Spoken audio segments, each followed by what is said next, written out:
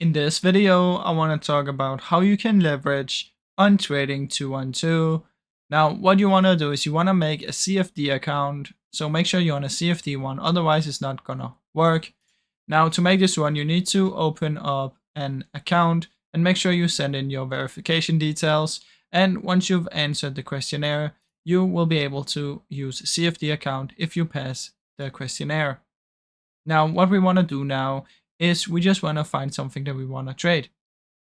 Now, how much leverage you can use depends on what kind of asset you're trading. So for stocks, it's about a 1 to 5, I believe. All the details. Yeah, it's a 1 to 5 leverage. But for Forex and stuff, it will probably be 30 if I remember correctly. Yeah, 1 to 30. So you can see it depends on what kind of asset you're trading, but you don't actually have to do much here. This will be the standard rates. And when you go and buy or sell, it will use the leverage like that. So that's basically how it works, guys. I hope you enjoyed this short video.